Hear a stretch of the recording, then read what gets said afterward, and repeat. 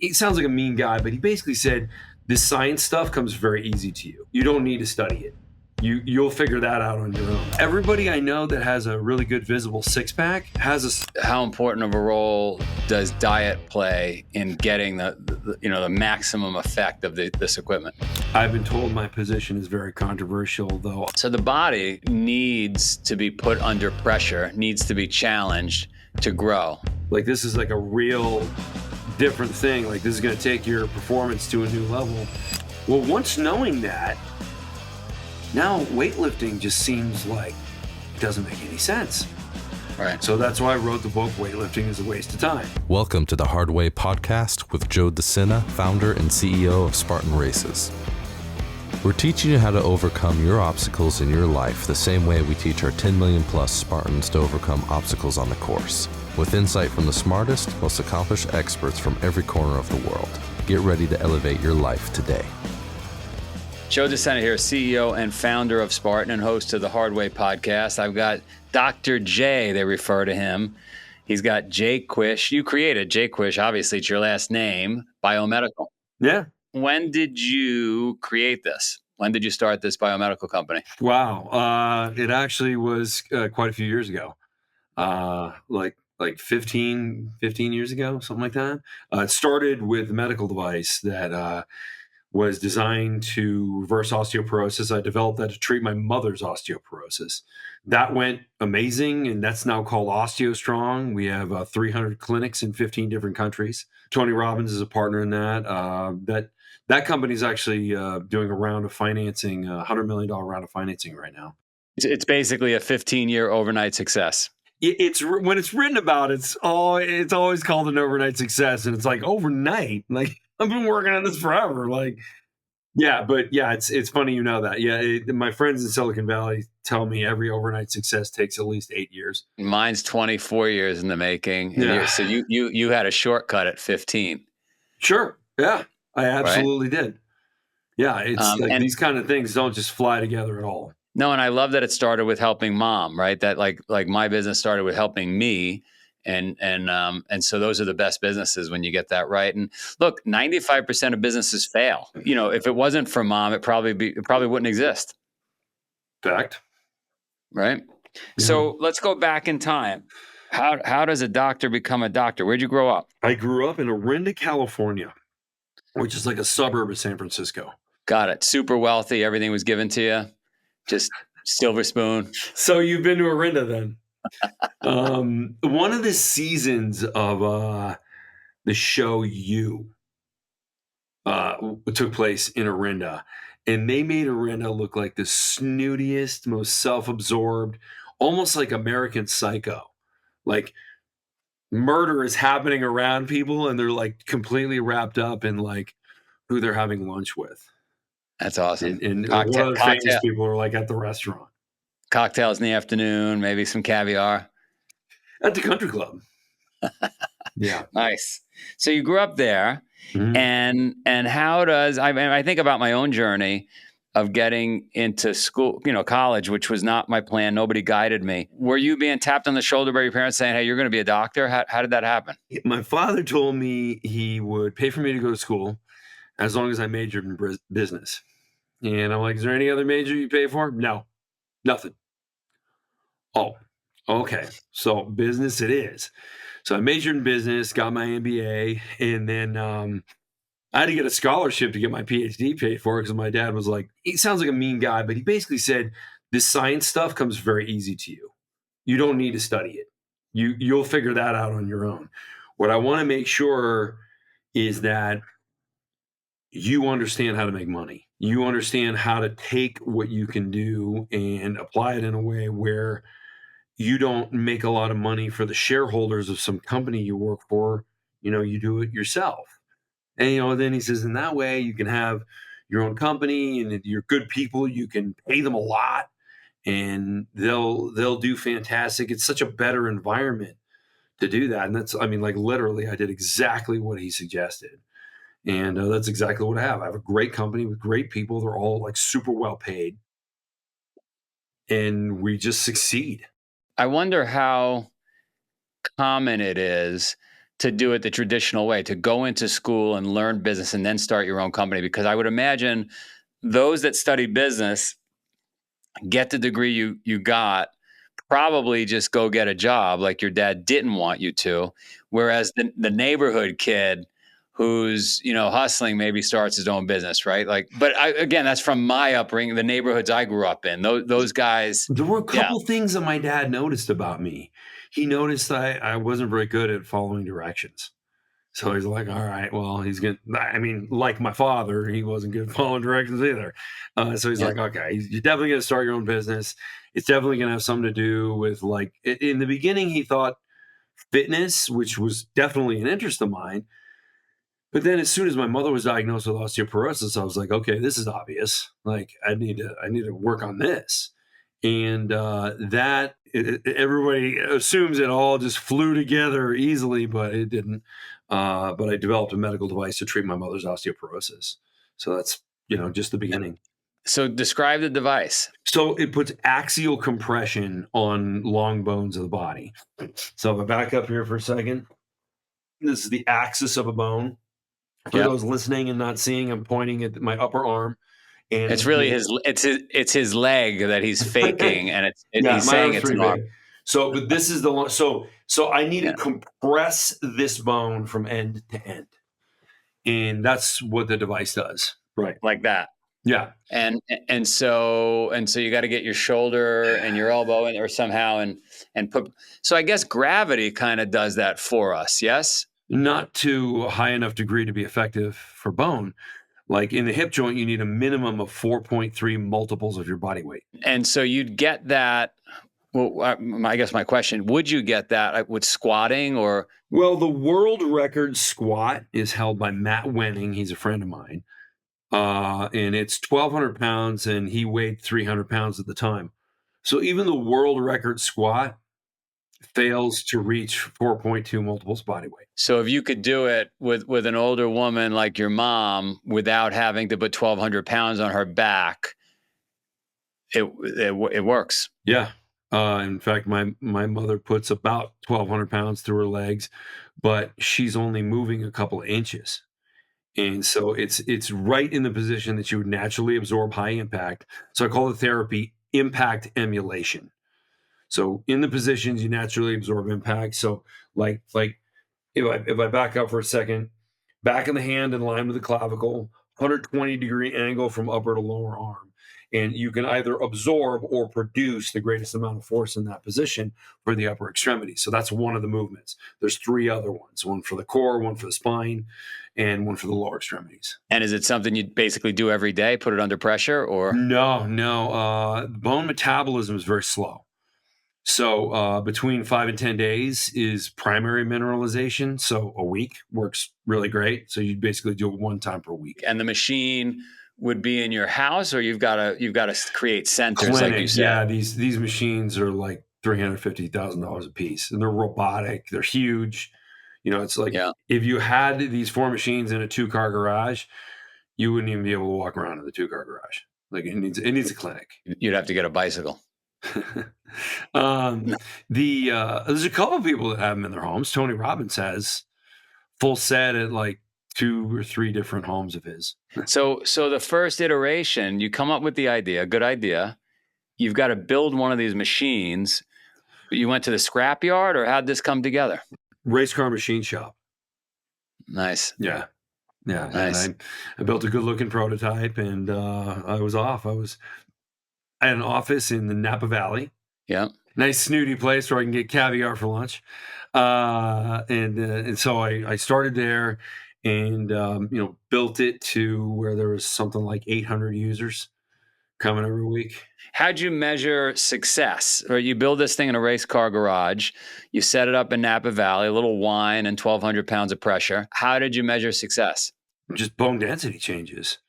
Different patients. In fact, my first book, which nobody should read, because it's just really an adaptation of my PhD dissertation.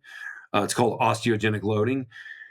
One of my co-authors, a woman named Dr. Eleanor Hinote, she was a physician in Napa, And she heard about it and thought, wow, that makes sense. And so she started sending her patients. It got to the point where it was something like 200 patients she had sent. And I was like, wow, is this everybody? You said everyone who's postmenopausal? Yeah, basically. Yeah, I did. And so I started showing her some data and having her take a look at some of my work, and I made her a co-author. So the body, just correct me if I'm wrong, the body needs to be put under pressure, needs to be challenged to grow. Bone, brain, muscle.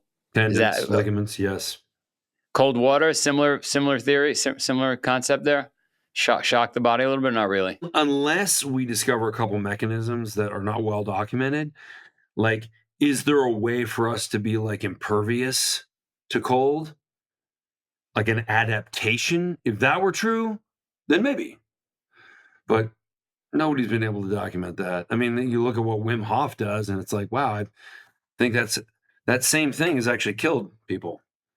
So I'm kind of wondering, like, is there an adaptation? Or is not one that we've documented? And would brown, like, at least, only because it's the rage, let's go down this rabbit hole for a second. Brown fat, is that a little more brown fat you develop supposedly? Boy, it's one of those things where, does it move the needle enough? Like, so research significance, like when you determine in a study that something reaches statistical significance, they can set that up in a study in a way where statistical significance and clinical significance, not the same thing.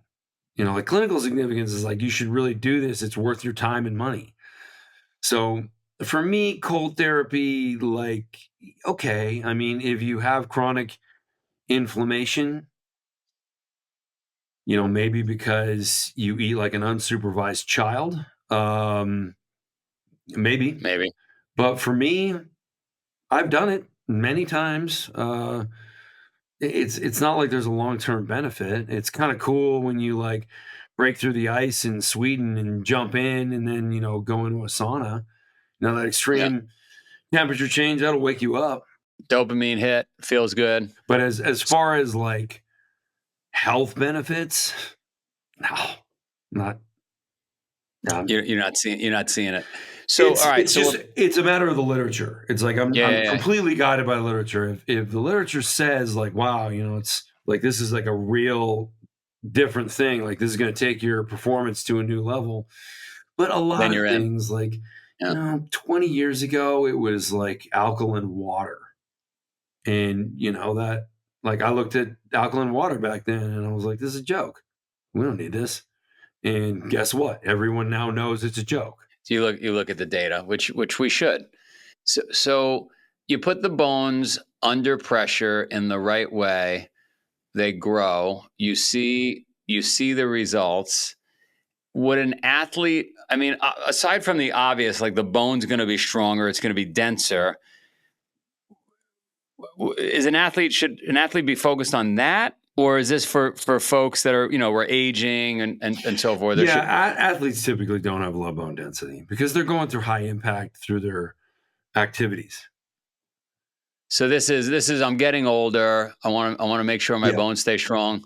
Yeah. Every once in a while, like there's an OsteoStrong franchise operator. It's like, I met someone from the Cleveland Browns. Like, we should get one in there. And I'm like, yeah, like, I mean, great idea if they want to do it. They'll certainly be better if they do it, but they don't have a deficit in that area. Got it. Because they're even though they're not at the 4.3, they're under a lot of tensile strain. Strain. They are under 4.3 because we get 4.3 naturally through impact. Impact. I see. Right. So it's hard to get in the weight room, but if you can jump off of a like a park bench that's more than 2 feet off the ground, you will get 4.2 multiples body weight. Most people can do that, but you're not getting it in your arms. No, but the hip joint that's where the osteoporotic fractures are that lead to an early death. So people like a fragility fracture in your arm is pretty uncommon. It's the hip joint. That's and I mean the arms also need a lot less force. I was with a buddy of mine in 2004 he was driving. He fell asleep. I was sleeping already in the passenger seat. He hit a tree, 85 miles an hour. I went out the window. My leg was ripped out of my hip. I woke up on the ground on my stomach. Didn't know why I couldn't move, in excruciating pain, as you can imagine. And they had to put my femur back in my hip. Most of the doctors I met said, you're not going to run anymore. All this crazy stuff you do, you just can't do it anymore. You have to slow down. And then I met Dr. Sue at Cornell Medical in New York. And he said, well, you had the same injury as Bo Jackson. Remember Bo Jackson, the athlete, the two sport athlete? Mm-hmm. The mistake he made was too much pounding to get back. What we'll do with you, if you want to try it, is we'll put you on a protocol, more swimming, but we got to get blood flow to the hip. Blood flow is key. And that year I did 12 Ironman, 14 Ironman if you count an extra couple of weeks. But so blood flow key, or is it just? Absolutely. No, he's right. Yeah. Yeah, you need that. You need the blood flow. And that injury I had, based on your experience with the hip, is it, am I like dead man walking? Is it coming? I mean, if it's recovered at this point, like that's not going to give you nearly the problems you've already had moving forward. So as long as you keep active, is there a lot of hardware in there or no? No hardware. Oh, they literally just popped good. it back in. Yeah. I mean, the tendons and ligaments that surround the joint capsule have received a lot of trauma, and some of that stretching will add a little bit of slack. You're certainly more prone to dislocate that joint in the future. But also, like, you're not going to go sign up for a rodeo, right? No rodeos. Yeah, no bullfight, no bullfighting. Right. I mean, if you were like 22, I'd be like, listen, man, you really got to like change your lifestyle here. Like, because when you're 22, you just like anything. So it's like, yeah, I'll do that. Right. Yeah. So you just got to be a little more careful. But I mean, you're not going to do anything. But I guess, I should pay special attention, get on your machine when I'm like 70, or? Depends on what your bone density is. Got it. So it's simply a matter of check the bone density, see if you're in range. Yeah. Now, I mean, my other product. So basically, the way the story goes is I created OsteoStrong, and then I was looking at the subjects that we were studying. The first study was done in London, in University of East London, and so I'm looking at these subjects and I'm looking at the doctors at the hospital. I was there just for observation purposes. I wanted to make sure that they were using the product correctly. So like I helped them with the method section of the paper, but just because I'm the inventor, I'm not really allowed to participate. But while I was there, a lot of the physicians at the hospital were using it. There weren't test subjects in the study, but they just wanted to use it. And I was like, yeah, of course, use it. And so their bone density is going up and they're like, wow, like we've been telling patients for the last 20 years, there's nothing you can do about this other than some of the medications which carry some pretty significant side effects. And they're like, our bone density is going up. We never thought this could happen. Like, how uncommon is this? Like these loading events, like people don't get to these loads in the gym. So these women, these postmenopausal women were training with sometimes like 5, 6, 7 times their body weight. And, they're looking like it's staggering numbers. And these were also women who typically had never exercised before in their life. So they didn't start off strong, but they were producing incredible amounts of force and adapting to it. If you look at the NAINS database, which is the largest collection of health database, you've probably heard that acronym used in a lot of different studies. It's a very valuable database. If you look at that, people typically like beginners in exercise will handle 1.3 times their body weight, and experts, as far as the higher, like top 5% of the people in the NAINS database, will handle 1.53 times their body weight. And I know there's going to be some hater that really doesn't know anything who sees this and is like, well, Brian Shaw can squat. It's like, okay, that's an outlier, not a normal person. And normal people, 1.53 is pretty much as good as it gets. which is not very significant. So how do we get past 4.2 multiples of body weight in a controlled environment? Because regular impact, like jumping off of park benches, that's not controlled. Like you can't have people that are over a certain age doing Right. that. Like they need something that's safer. So did that. That's what OsteoStrong is. Now we're safely applying these loads. And I'm looking at these loads and I'm looking at the population, and it's like, wow, these people are dealing with way more than, athletes would deal with in a gym. And I'm looking at the adaptations, and I'm thinking, if I can demonstrate, and I did in the study, that you're 7 times stronger here than you are here. So for those listening, if I'm doing a push-up, I'm 7 times stronger with my arms extended than when my nose is against the ground. Well, once knowing that, now weightlifting just seems like it doesn't make any sense. Right. So that's why I wrote the book, Weightlifting is a Waste of Time. You've probably seen that a couple different places. It's a Wall Street Journal bestseller. Nice. So the premise of that book is really looking at weightlifting and how poor of a stimulus it really is. And in fact, if you think about just visual recognition of like who's been training with weights, how common is that? How often do you see somebody who obviously is very strong and trains with weights and has like a significant physique where you're like, whoa, like I bet that guy, he's really strong. Is this 1 out of 100 people? No, it's probably more like 1 out of 10,000. Like when you show a picture of a bodybuilder to most people, it's like, how often do you see someone who's even like sort of like this? And most people are like, never. I've never seen a human being that looks like that. So it's very uncommon. Also, another point of information, everybody I know that has a really good visible six-pack has a supplement promotion contract. Everyone. That just shows you how uncommon that is. Well, if it's that uncommon, then why do we keep hanging on to what standard fitness recommendations are?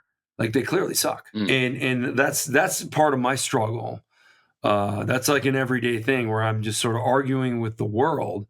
Whereas usually I get people who, shocking, are never in shape, who are like, oh, there's no way this can work. And I've been working out for 40 years, and you click on their picture, they look like they've never worked out a day in their life. And like, yeah, I can tell you've been working out 40 years because you don't look like you work out at all.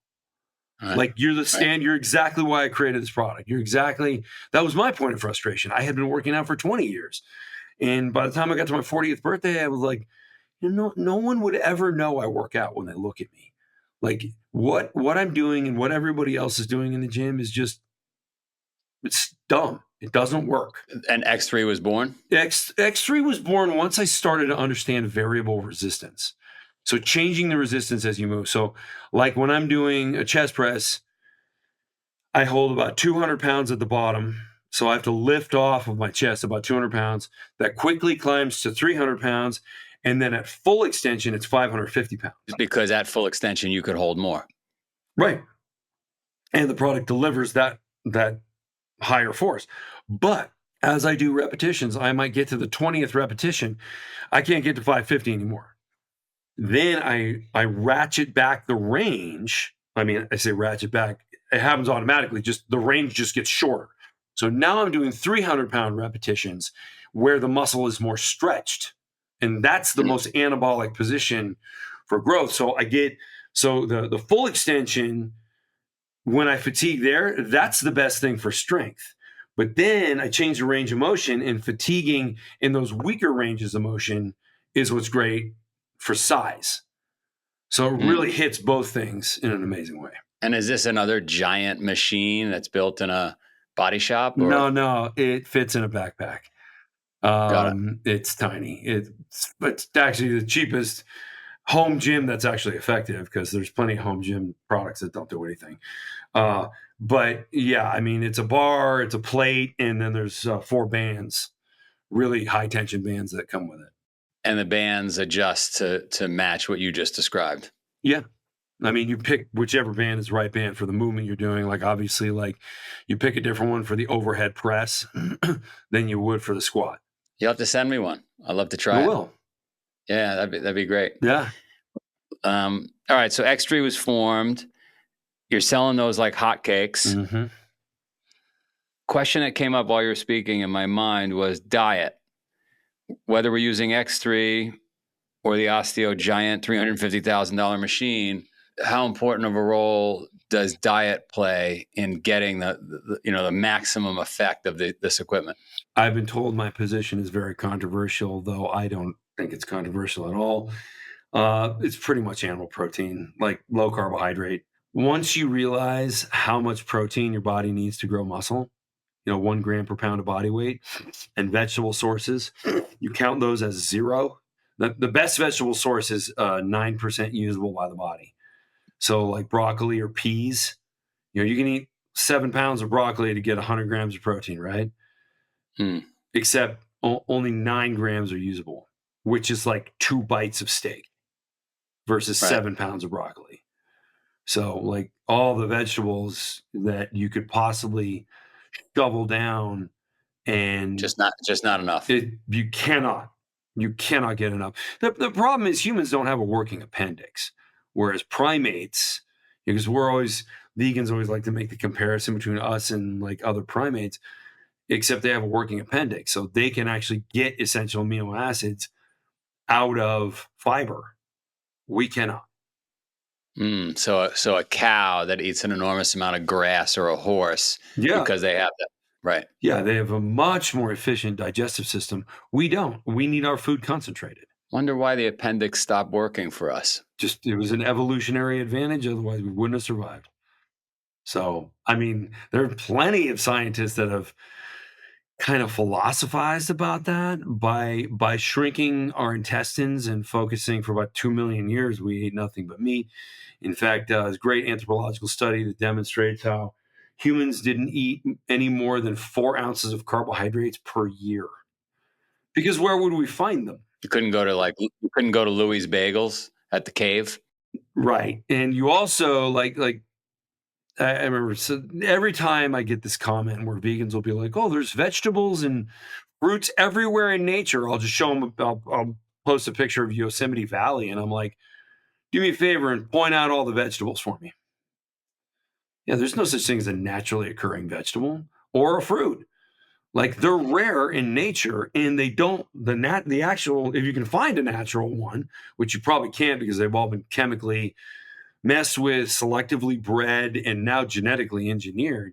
Like, there are apples that are like, this big around, like the size of a softball. Apples used to be tiny. You look at historically what an apple looked like maybe an ounce. I try to keep an incredibly open mind. My mom in the 70s, she met a yogi and completely changed her lifestyle and our lifestyle, because I was a young kid with my sister. And, started meditating, started doing yoga, became a vegan. So on and off my whole life, I've been, I ate meat last night. So I go back and forth. I'm good friends with a bunch of like long-term vegans. Dr. Colin Campbell, who wrote the China study. Dr. Fred Bishi, who was a weightlifter for most of his young life, and then for the last 50 years has eaten nothing but a raw fruit and vegetable. So he would agree with you, funny enough. He would say to look strong and be strong, you would need animal protein. You just couldn't do it with veggies. His argument, and he's testing it on himself, 50 plus years, eating nothing but a raw fruit and vegetable. He's saying, I'm going to live longer.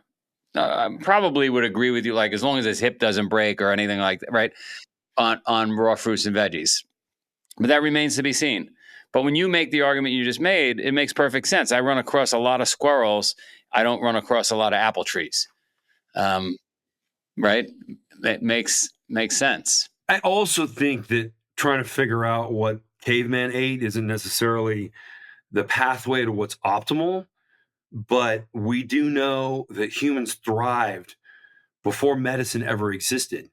Well, how's that possible? Because, now when I drive by like the elementary school, these kids can't play without their diabetic medication and their inhaler for their asthma. Well, that's what you and I would both agree on. I think most of both sides of the spectrum, you tell me if I'm wrong, would say, let's just cut out all the processed foods. I knew you were going to say that. Yeah. Right? That's the biggest culprit. But I don't think fruits and vegetables are what we've been told they are. I think they're cheap, which is why governments tend to favor them. But yeah, you got to feed 8 billion people. Look, the other thing is, if everybody was fit and strong and mobile, that's a tougher society to keep under control. And I don't mean that in like a conspiracy way. I mean, like, we'd probably get in more fights, and we fight to begin with, right? We fight on the Ukrainian border and the Gaza, like, we fight. That's what we do. We've been killing each other forever. So if we were fat and eating chocolate cake, we're less likely to fight each other. Definitely some truth there. I've actually made that argument, and I say exactly what you say. Like, I don't want to sound like a conspiracy theorist. Yeah. But like, I mean, if I were a dictator, if I were just like the emperor of the United States, it's like, would I rather have a population that's like strong and like scrutinizing me? Like, yeah, we could take that guy. Like, no, I want a bunch of people who are just like, give me another cake. A little more cake, one more episode of Peaky Blinders. I'm good. Yeah, hand me my metformin. All right. Yeah, I mean, unfortunately, I think it does kind of boil down to that. We also live in a time where physical strength isn't really required for most jobs. Like in the 1970s, there were still a lot of people that were like, any construction project, you need some strong dudes. Now we've got so many things automated, and you see like construction. There's still construction workers that take care of themselves now, but every once in a while I'll drive by like a construction site and I'll see like a 500-pound guy walking around there. It's just like, I don't even know how you pick up your feet, man, let alone like a hammer. But it is disappointing, this world. Look, I loved having you. This is amazing. How do people find you? The best place is my website, drj.com, DOCTOR, the letter J.com. There's links to all my social there. I'm going to start doing a lot more on YouTube pretty soon. So you might want to follow me on YouTube, but also you're going to follow me 2 places. I do a lot of stuff on Instagram. I love it. And you got to send me one of these X3 devices. I'm looking forward to trying that thing out. We'll do it in the office. We'll capture some film. And then, where are you physically located right now? Like, where's the bulk of your community? My office is near Lake Tahoe, California. Nice. So let's find the nearest event, one of my events, and I'd love it. You could come out, bring 100, 1,000 of your disciples, your friends, everybody. Sure. It's on me, and maybe have some devices out there. Sure. But we could put X3 T-shirts on everybody. You guys could run as you could be like the 300 Spartan warriors and just trample everybody. It'd be a lot of fun. Yeah. Well, you're awesome. Awesome, Joe. Thanks so much.